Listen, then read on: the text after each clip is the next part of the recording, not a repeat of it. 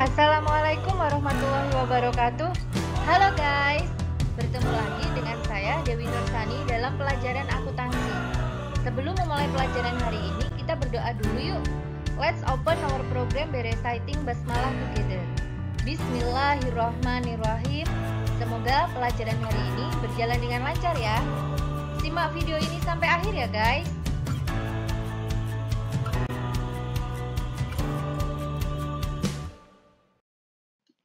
Pada pertemuan kali ini, saya akan membahas tahap pencatatan akuntansi pada perusahaan dagang dengan kompetensi dasar, menganalisis penyusunan siklus akuntansi pada perusahaan dagang, dan membuat laporan keuangan pada perusahaan dagang.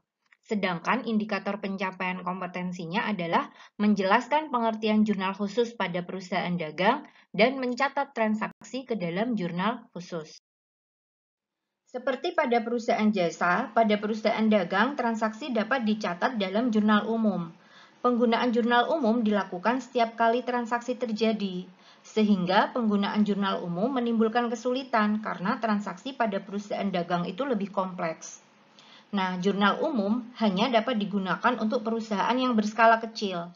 Adapun perusahaan yang berskala besar dan memiliki frekuensi transaksi yang lebih banyak dan kompleks, dianjurkan untuk menggunakan jurnal khusus. Jadi, jurnal khusus itu adalah jurnal yang digunakan untuk mencatat transaksi keuangan yang sering terjadi sesuai dengan jenis transaksinya.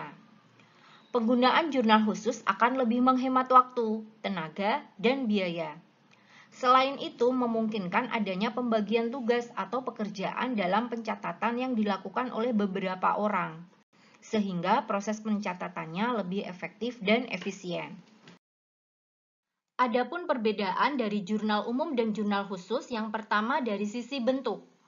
Untuk bentuk jurnal umum terdiri dari 5 kolom, yaitu kolom untuk tanggal, akun, referensi, kemudian kolom untuk debit dan kredit. Sedangkan untuk jurnal khusus, jumlah kolomnya itu menyesuaikan kebutuhan pada masing-masing kelompok transaksi. Jadi mungkin jumlah kolom untuk jurnal penjualan itu lebih sedikit daripada jumlah kolom pada jurnal pengeluaran kas. Kemudian perbedaan dari segi pencatatan. Untuk jurnal umum, pencatatan transaksinya dilakukan secara kronologis. Sedangkan pada jurnal khusus, pencatatan transaksinya dikelompokkan sesuai dengan jenis transaksi. Kemudian dari sisi posting. Jurnal umum, posting itu dilakukan setiap kali terjadi transaksi, sedangkan pada jurnal khusus, posting itu dilakukan secara periodik di akhir bulan. Dan perbedaan yang terakhir dari pihak yang menggunakan jurnal umum itu digunakan untuk perusahaan yang jumlah transaksinya masih sedikit. Sedangkan kalau jurnal khusus digunakan untuk perusahaan yang jumlah transaksinya banyak dan sering terjadi. Nah, ini adalah bentuk dari jurnal penerimaan kas. Jurnal penerimaan kas ini digunakan untuk mencatat transaksi penerimaan uang tunai. Menerima uang tunai itu namanya kasnya bertambah. Kas bertambah itu di sisi debit. Jadi pada kolom debit ini tersedia akun kas. Kemudian pada posisi debit juga ada akun potongan penjualan. Ini digunakan jika perusahaan pada saat menjual barang dagangannya itu memberikan potongan penjualan kepada pelanggan. Jadi kalian bisa menggunakan ini, menulis berapa potongannya ditulis di sini. Potongan penjualan itu kan dianggap beban oleh perusahaan. Beban kalau bertambah di sisi debit. Kemudian di sisi kredit menjelaskan bersumber dari mana kas itu bertambah. Kas bertambah bisa saja bersumber dari piutang dagang. Nah, jika bersumber dari piutang dagang maka tulis di sini. Pilih kolom piutang dagang. Tetapi ketika kas bertambah dari hasil penjualan barang dagang, maka pilihlah kolom penjualan. Debitnya kas, kreditnya penjualan. Tetapi ketika kas bertambah bukan dari piutang dagang dan bukan dari penjualan, maka pilihlah serba-serbi. Tulis di sini nama akunnya. Contoh misalnya nih, saya sudah tulis di sini, setoran modal. Kalau setoran modal itu kan kasnya bertambah di sisi debit, modal bertambah di sisi kredit. Berarti debitnya pilih kas, tulis di sini. Kreditnya pilih serba-serbi, pada akun ditulis modal. Bisa pula dari penerimaan pinjaman utang. Utang bank misalnya, kasnya. Debitnya pilih kas, kreditnya pilih serba-serbi, kemudian akunnya ditulis utang. Ataupun menerima pendapatan bunga bank, maka debitnya pilih kas, kreditnya pilih serba-serbi, kemudian pendapatan bank ditulis di akun ini dan jumlahnya di sini. Kolom referensi ini nanti dikosongin aja karena digunakan untuk posting. Nah, agar lebih jelasnya, kita latihan dulu ya. Contoh transaksi yang berhubungan dengan jurnal penerimaan kas yang pertama adalah Tuan Raka menyetorkan uang tunai sebagai penambah modal sebesar 10 juta rupiah. Nah, ini adalah kegiatan setoran modal. Maka debitnya kita pilih kas, sebagai bendahara kita pasti menerima uang, kreditnya kita pilih modal. Nah, karena tidak ada modal, maka kita tulis di serba-serbi di akun ini, kita tulis modal. Pencatatannya seperti ini. Tanggal 1, keterangan setoran modal, debitnya kita pilih kas, diisi 10 juta, kreditnya kita pilih serba-serbi, akun ditulis modal sebesar 10 juta. Lanjut pada tanggal 3 misalnya. Nah, tanggal 3 itu dijual secara tunai barang dagangan seharga 1 juta dengan memberikan diskon sebesar 10%. Ini adalah kegiatan menjual barang dagang secara tunai. Maka ketika menjual barang dagang secara tunai pasti dapat uang ya. Kasnya bertambah di sisi debit. Debitnya kita pilih kas. Kemudian karena kita menjual itu memberikan potongan, maka uang yang kita peroleh tidak 1 juta, tapi dikurangi 10%. Potongan penjualan yang kita berikan sebesar 10% kali 1 juta, sebesar 100.000. Kita tulis seperti ini, debitnya kita pilih kas, sebesar 900.000 sesuai dengan jumlah uang yang kita terima. Kemudian debitnya, potongan penjualan lagi kita isi 100.000. Kreditnya, karena ini menjual barang dagang, maka kita pilih penjualan sebesar 1 juta sesuai dengan harga barang yang dijual. Contoh lagi untuk jurnal penerimaan kas. Diterima pembayaran transaksi pada tanggal 2 Januari, nomor bukti 003. Nah, misalnya ada soal seperti ini, kamu harus ngecek. Pada tanggal 2 Januari itu ada apa? Oh, ternyata pada tanggal 2 Januari itu menjual barang dagang kepada toko idola. Pada tanggal 2 Januari kita menjual barang ke toko idola, harganya 2 juta, dan kita memberikan syarat. Kita akan memberikan potongan 3% jika toko idola sanggup melunasi dalam waktu 10 hari atau kurang. Ternyata toko idola melunasi tanggal 5. Tanggal 5 dari tanggal 2 ini kurang dari 10 hari, berarti kita harus memberikan potongan sebesar 3%. Sehingga uang yang kita peroleh tidak lagi 2 juta. Sebesar berapa potongan penjualan yang kita berikan?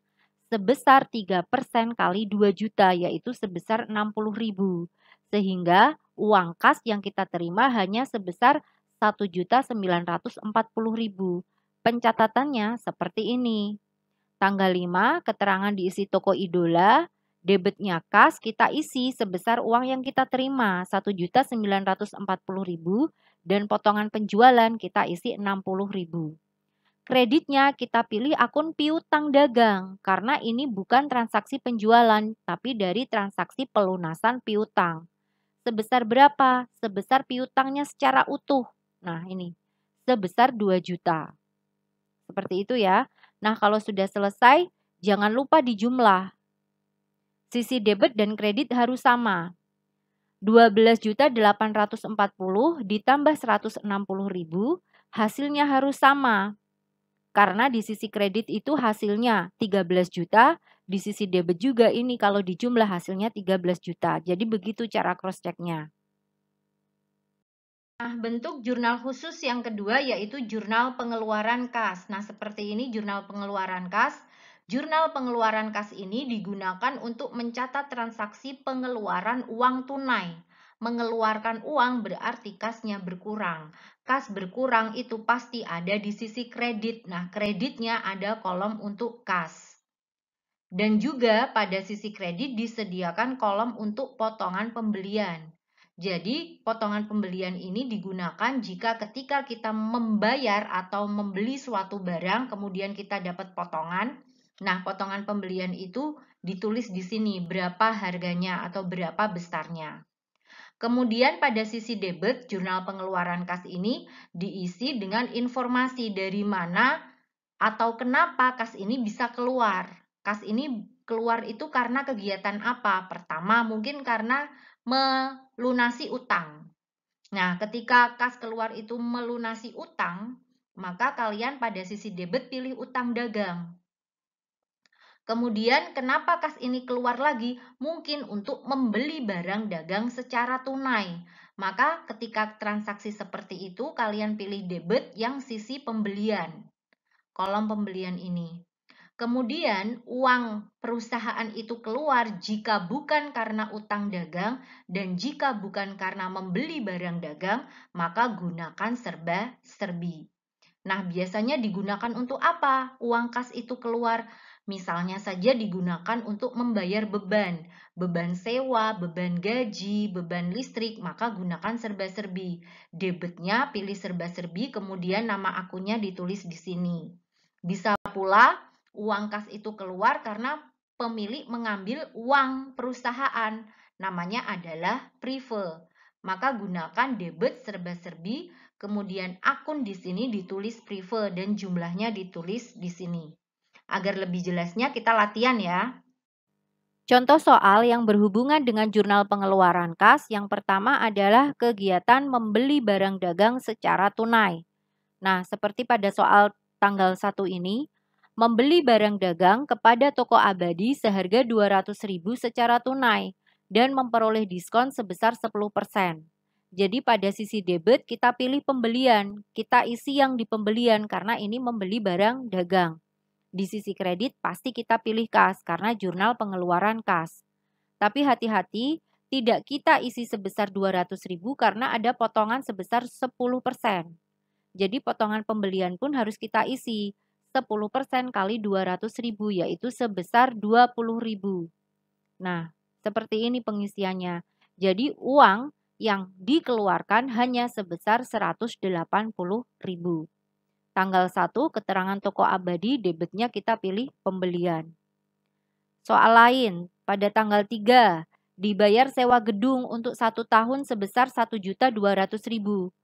Maka beban sewanya bertambah, beban bertambah di sisi debit, debit kita pilih beban sewa, tidak ada kolom untuk beban sewa, maka pilih serba-serbi, kita tulis di sini beban sewa, jumlahnya kita tulis di sini, 1.200.000.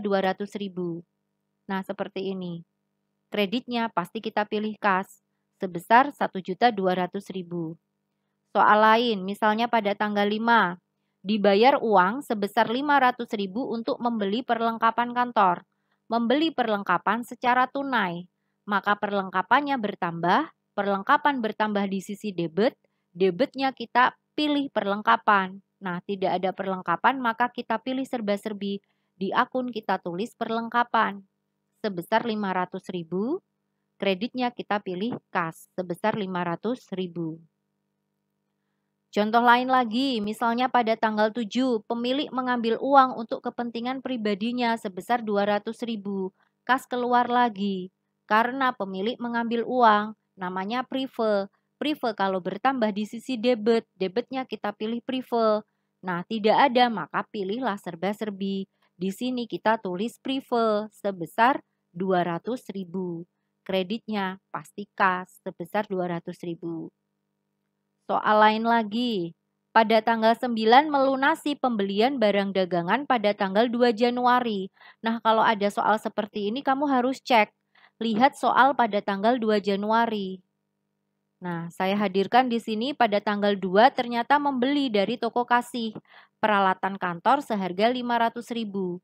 Jadi pada tanggal 2 perusahaan membeli peralatan kantor, enggak bayar. Nah, sekarang baru dilunasi tanggal 9 itu. Pertanyaannya dapat potongan enggak? Perusahaan akan mendapat potongan kalau melunasinya kurang dari 10 hari. Dari tanggal 2 ke tanggal 9 itu kurang dari 10 hari, berarti perusahaan berhak mendapatkan potongan sebesar 2%. Kita hitung potongannya. 2% kali 500.000 dapat dari mana ini? Dari soal. maka potongannya sebesar 10%. Jadi uang kas yang keluar 500.000 dikurangi 10.000, jadi hanya bayar sebesar 490.000. Maka penulisan dalam jurnal khususnya, tanggal diisi tanggal 9, keterangan diisi nama tokonya, debitnya kita pilih utang dagang sebesar 500.000 karena ini melunasi utang. Kemudian kreditnya kita pilih kas, tapi hanya diisi sebesar 490.000 sesuai dengan uang yang keluar. Potongan pembelian kita isi 10.000. Nah, kalau sudah selesai dijumlahkan.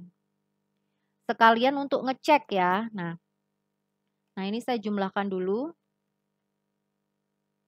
Sekalian untuk ngecek apakah sisi debit dan kredit itu sama.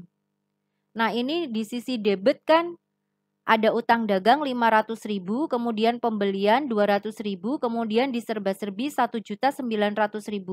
Kalau saya jumlahkan semuanya itu di sisi debit, hasilnya 2.600.000.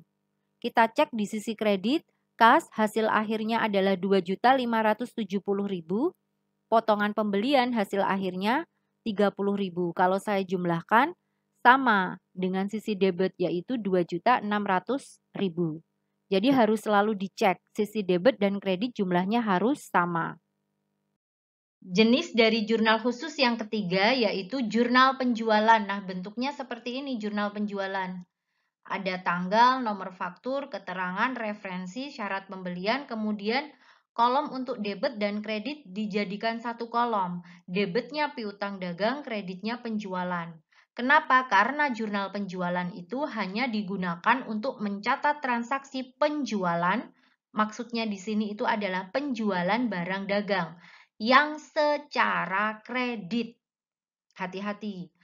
Ketika perusahaan menjual barang dagang secara tunai berarti tadi ya masuknya ke jurnal penerimaan kas. Karena menjual tunai itu kan dapat uang. Berarti masuknya ke jurnal penerimaan kas. Tapi kalau perusahaan menjual secara kredit barang dagangannya, maka masukkan ke jurnal penjualan. Jadi jurnal penjualan ini khusus mencatat penjualan barang dagang secara kredit. Nah, mari kita latihan untuk memasukkan transaksi ke dalam jurnal penjualan. Transaksi yang berhubungan dengan jurnal penjualan contohnya adalah kegiatan penjualan barang dagang secara tunai. Nah, misalnya pada tanggal 1 ini, dijual barang dagangan kepada toko idola seharga 2 juta dengan syarat pembayaran 3/10 N/30, faktur nomor 251. Nah, tinggal tulis aja di sini. Tanggal kita isi tanggal 1 sesuai dengan soal, nomor faktur 251 sesuai dengan soal, keterangan kita isi nama toko sesuai dengan soal, syarat penjualan kita isi juga sesuai dengan soal, 3/10 N/30.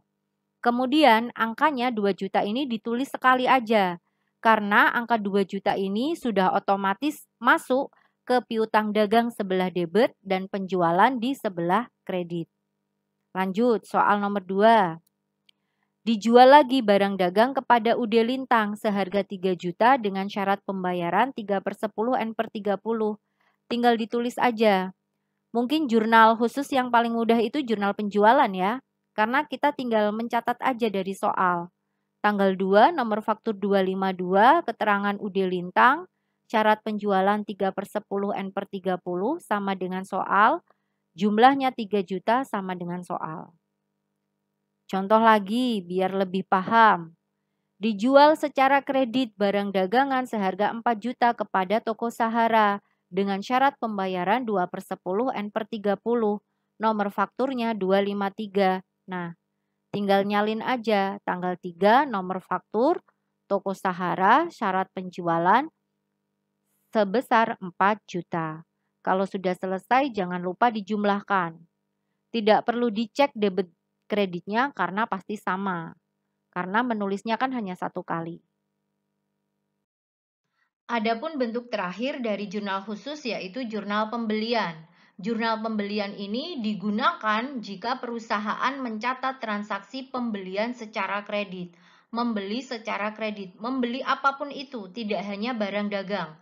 Jadi misalnya membeli perlengkapan, membeli peralatan, dan itu secara kredit nggak bayar sama sekali, maka masukkan ke jurnal pembelian. Jadi jurnal pembelian itu di sisi debit ada akun pembelian ketika perusahaan membeli barang dagang, kemudian ada pilihan serba-serbi. Ini digunakan ketika perusahaan membeli sesuatu yang bukan barang dagang.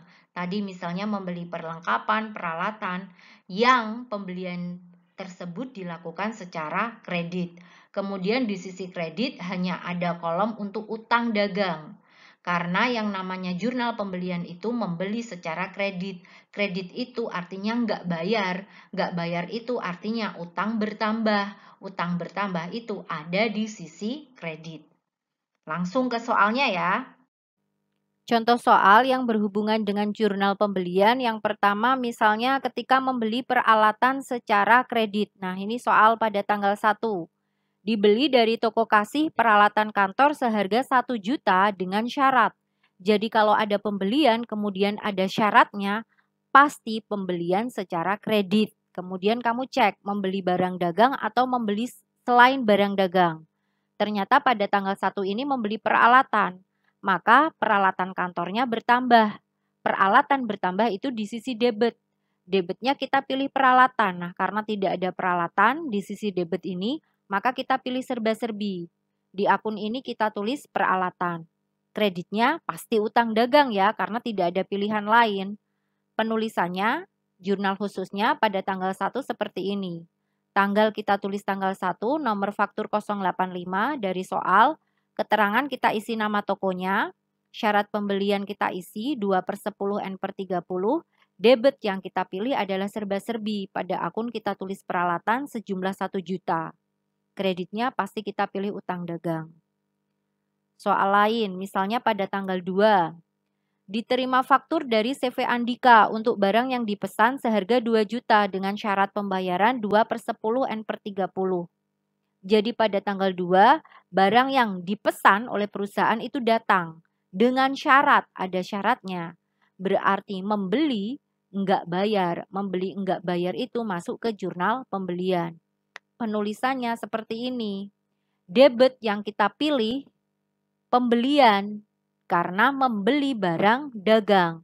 Debitnya kita isi pembelian sebesar 2 juta, kreditnya pasti utang dagang. Jangan lupa tanggalnya diisi, tanggal 2, nomor faktur diisi, keterangan diisi nama tokonya, CV Andika, syarat pembeliannya juga diisi. Contoh lain, misalnya pada tanggal 3, dibeli barang dagangan dari toko Rahayu seharga 3 juta dengan syarat pembayaran 3/10 N/30. Faktur nomor 365. Nah, membeli barang dagang. Berarti debitnya kita pilih pembelian lagi sebesar 3 juta. Kreditnya pasti utang dagang. Tanggal 3, nomor faktur 365, keterangan toko Rahayu, syarat pembelian 3/10 N/30. Debitnya kita pilih yang pembelian karena membeli barang dagang. Sebesar 3 juta, kreditnya utang dagang sebesar 3 juta karena utangnya bertambah. Kalau sudah selesai dijumlahkan. Harus dicek, sisi debit harus sama dengan sisi kredit. Sisi kredit hasil akhirnya 6 juta, sisi debit hasil akhirnya berapa? Di pembelian ada 5 juta, di serba-serbi jumlah akhirnya ada 1 juta. 5 ditambah 1, 6. Berarti betul ya, sama, imbang antara sisi debit dan kredit. Ternyata guys, ada beberapa transaksi pada perusahaan dagang yang tidak bisa masuk ke dalam 4 jurnal khusus tadi. Jadi perusahaan dagang juga tetap membutuhkan jurnal umum. Nah, bentuk jurnal umum kalian pasti sudah tidak asing lagi ya. Ada kolom untuk tanggal, keterangan, referensi, debit, dan kredit. Ada 5 kolom. Jadi, jurnal umum pada perusahaan dagang ini digunakan untuk mencatat transaksi yang tidak bisa dicatat di keempat jurnal khusus di atas. Contohnya apa? Jika ada retur pembelian secara kredit dan retur penjualan secara kredit. Kemudian, jurnal umum juga digunakan untuk mencatat transaksi yang memorial. Contohnya apa? Misalnya, pemilik itu mengambil barang dagangnya. tidak ngambil uang. Jadi misalnya perusahaan kan menjual TV. Nah, tiba-tiba pemilik dari perusahaan itu mengambil TV untuk digunakan pribadi. Kan pemilik nggak perlu bayar. Nah, itu namanya prive barang dagang. Kegiatan semacam itu harus tetap dicatat oleh perusahaan. Di akun mana? Karena ini bukan penjualan, bukan pula pembelian, bukan pula penerimaan uang karena perusahaan tidak memperoleh uang, juga bukan pengeluaran uang. Nah, karena bingung, maka masukkanlah ke jurnal umum. Lebih jelasnya kita latihan soalnya ya. Contoh transaksi yang masuk ke jurnal umum dan tidak bisa dimasukkan ke jurnal khusus pada perusahaan dagang yang pertama adalah retur pembelian. Nah, contoh soalnya seperti ini. Dikirim nota debit kepada CV Andika untuk barang yang dikirim kembali karena rusak seharga 300.000. Harus kalian pahami bahwa nota debit itu adalah retur pembelian. Kalau saya sih ngapalinnya kayak gini ya. Debit, bet itu kan ada huruf B-nya, berarti retur pembelian. Berarti nanti kalau ada nota kredit itu pasti retur penjualan. Nah, saya kembali ke soal ini. Dikirim nota debit. Jadi kita sudah membeli barang, barangnya kita kembalikan. Secara logika barangnya berkurang kan? Barang berkurang ada di sisi kredit. Nah, karena barang yang sudah dibeli itu dikembalikan, maka nama akunnya retur pembelian. Kita tulis retur pembelian di sisi kredit. Nah, sekarang tinggal mikir apa debitnya. Pasangan dari retur pembelian, kalian harus hafal pasangannya. Pasangannya itu adalah utang, karena utangnya berkurang. Utang kalau berkurang di sisi debit. Nah, sekarang tinggal ngisi angkanya. Angkanya sebesar berapa? Ya pasti angkanya sebesar yang ada di soal, sebesar 300.000. Dan jangan lupa kita tulis keterangannya. Dari toko apa ini? Dari CV Andika. Nah, kita tulis seperti ini. Tanggalnya jangan lupa diisi ya, tanggal 1. Dari CV Andika. Kenapa harus ditulis keterangannya? Ini akan mempermudah kalian ketika posting ke buku besar pembantu. Pembantu utang, karena ini adalah utang. Seperti itu ya. Contoh soal lain, yaitu retur penjualan. Nah, contoh soalnya seperti ini. Dikeluarkan nota kredit. Nah, kalau kamu udah hafal, nota debit itu retur pembelian, pasti nota kredit itu retur penjualan. Barang yang sudah kamu jual kembali. Berarti barangnya bertambah ya. Secara logika barang dagangmu itu bertambah. Barang bertambah itu ada di sisi debit. Dan karena barang itu dari barang yang sudah kamu jual, maka nama akunnya adalah retur penjualan. Nah, di sisi debit ditulis retur penjualan. Sisi kreditnya nih sekarang tinggal mikir, apa pasangan dari retur penjualan? Pasangannya adalah piutang dagang. Nah, seperti ini. Angkanya sebesar yang ada di soal ya. Kenapa piutang dagang? Karena piutang kita berkurang. Barangnya kan bertambah. Seperti itu.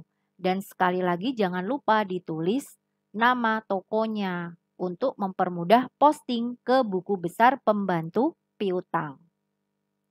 Contoh lain misalnya pada tanggal 3. Pemilik mengambil barang dagangan untuk kepentingan pribadinya dan barang dagangan itu harganya 100.000. Kalau bosmu ngambil barang dagang di perusahaannya, emangnya kamu minta dia untuk bayar? Kan enggak kan? Nah, makanya itu dimasukkan ke jurnal umum. Kenapa enggak dimasukkan ke jurnal penjualan, Kak? Ya enggak, karena itu bukan penjualan secara kredit. Dia enggak bakalan bayar. Kemudian, ada yang tanya lagi, kenapa enggak dimasukkan ke jurnal penerimaan kas, Kak? Ya enggak lah, kan enggak dapat uang. Bosnya kan enggak bayar. Maka karena barangnya berkurang, barang dagangan berkurang, kita anggap aja barangnya itu kita jual. Maka kreditnya adalah penjualan. Nah, debitnya apa? Karena nggak dapat uang. Debitnya ya prive, pengambilan pribadi pemilik, tapi berupa barang dagang. Angkanya sebesar nilai dari barang yang diambil. Terakhir, jangan lupa di jumlah sisi debit dan sisi kredit jumlahnya harus sama. Bagaimana guys? Sangat mudah ya memahami jurnal khusus dan menyusun jurnal khususnya? Nah, Jika kalian sudah paham materi pada pertemuan kali ini, saya sarankan untuk berlatih lagi jurnal khusus, tapi dengan transaksi yang acak. Jadi ada suatu kejadian tanggal 1 sampai 31 pada sebuah perusahaan dan setiap harinya itu berbeda jurnal khusus yang digunakan. Linknya bisa kalian lihat ya di kolom deskripsi, itu lebih menantang. Ataupun kalau kalian ingin lanjut ke buku besar utama ataupun buku besar pembantu, itu pun nggak masalah. Semua linknya bisa kalian lihat di kolom deskripsi. Terima kasih sudah menyimak video ini sampai akhir. Let's close our program by reciting Hamdalah together. Alhamdulillahirrabbilalamin. Semoga pelajaran hari ini bermanfaat ya. Wassalamualaikum warahmatullahi wabarakatuh. Salam equilibrium.